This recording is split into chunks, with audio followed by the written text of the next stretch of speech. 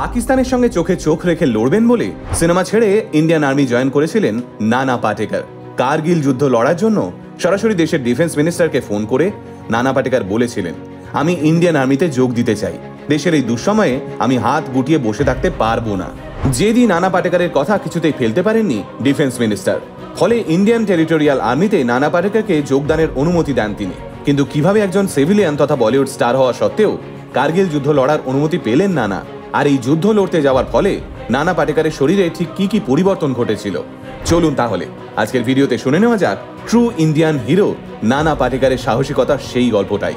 সাল 1999, জম্মু কাশ্মীরের দ্রাস কার্গিল সেক্টরে পাকিস্তানি সেনাদের সঙ্গে ধুমধুমার লড়াই চলছে ভারতীয় সেনার। প্রায় দিনই সীমান্ত থেকে ভারতীয় সেনা শহীদ হওয়ার খবর আসছে। আর সেই খবর শুনতে শুনতে ক্রমশ বিচলিত হয়ে উঠছেন বলিউড স্টার নানা পাটেকর। আগে হ্যাঁ, রাজু বন গয়া জেন্টলম্যান, পরিন্দা, ক্রান্তিবীর এবং খামোশির মতো একটার পর একটা সুপারহিট সিনেমার সৌজন্যে ততদিনে বলিউড ইন্ডাস্ট্রিতে স্টার হিসেবে খ্যাতি পেয়ে গেছেন নানা পাটেকর। কিন্তু দেশের খারাপ সময় একজন দেশবাসীর কি হাত গুটিয়ে বসে থাকা মানায়? আসলে যৌবনেই নিজের কমান্ডো কোর্স কমপ্লিট করে ফেলেছিলেন নানা পাটেকর। বন্দুক হাতে শুটার হিসেবেও ন্যাশনাল লেভেল প্রতিযোগিতায় খেলা হয়ে গেছিল নানার। 300 মিটার রাইফেল শুটিং এ রীতিমতো মেডেলও পেয়েছিলেন তিনি। তাই কার্গিল যুদ্ধে একের পর এক ভারতীয় সেনা শহীদ হওয়ার খবর শুনে নানার ভিতরে লুকিয়ে থাকা ওই কমান্ডোটা জেগে ওঠে। তিনি সরাসরি ফোন করে বসেন ইন্ডিয়ান আর্মির জেনারেল VG পাটাঙ্কারকে। কিন্তু নানার ফোন পেয়ে পাটাঙ্কার সাহেব শটান জানিয়ে দেন, আপনি একজন সিভিলিয়ান, পাশাপাশি আপনি একজন বলিউড স্টার, আপনাকে আমরা কিছুতেই যুদ্ধক্ষেত্রে আসার অনুমতি দিতে পারবো না। এই রিজেকশন পেয়েই আরও জেদ চেপে যায় নানা পাটেকরের। তাই উনি সঙ্গে সঙ্গেই কল করে বসেন তৎকালীন ভারতের ডিফেন্স মিনিস্টার জর্জ ফার্নান্ডেজকে। নানার প্রস্তাব শুনে রীতিমতো চমকে যান জর্জ ফার্নান্ডেজ। একজন বলিউড স্টার যুদ্ধক্ষেত্রে লড়তে যাবে, এই কথাটা কিছুতেই হজম হতে চায় না ফার্নান্ডেজ সাহেবের।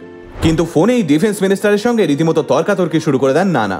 তিনি বলেন, আমি 3 বছর কমান্ডোর কোর্স করেছি, একজন সিভিলিয়ান ছেলেকে 6 মাস ট্রেনিং করিয়ে আপনারা আর্মিতে নিয়ে নেন, তাহলে আমার বেলায় আপত্তি কোথায় আপনাদের? এরপর আর ফার্নান্ডেজ সাহেবের কিছু বলার ছিল না। তিনি শুধু নানাকে জিজ্ঞেস করেন, কবে যেতে চাও যুদ্ধক্ষেত্রে?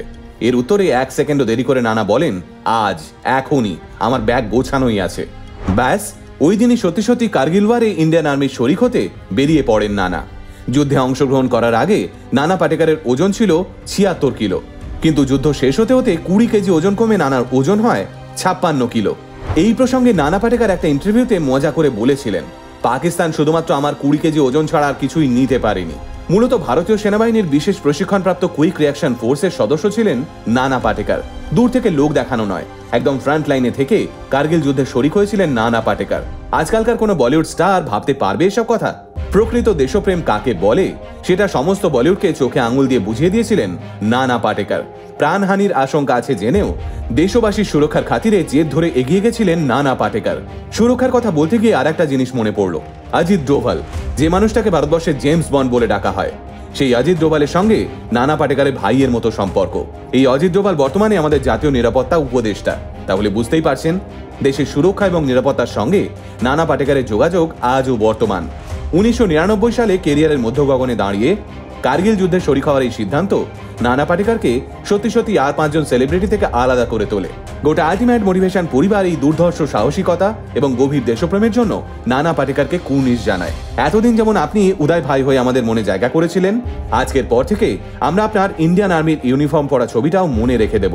জয় হিন্দ, বন্দে মাতরম। এমন আরও ইন্টারেস্টিং ভিডিও দেখতে আজই ফলো করুন আমাদের পেজ আলটিমেট মোটিভেশন। আমাদের একমাত্র YouTube channel ultimate motivation official subscribe করতে ভুলবেন না কিন্তু।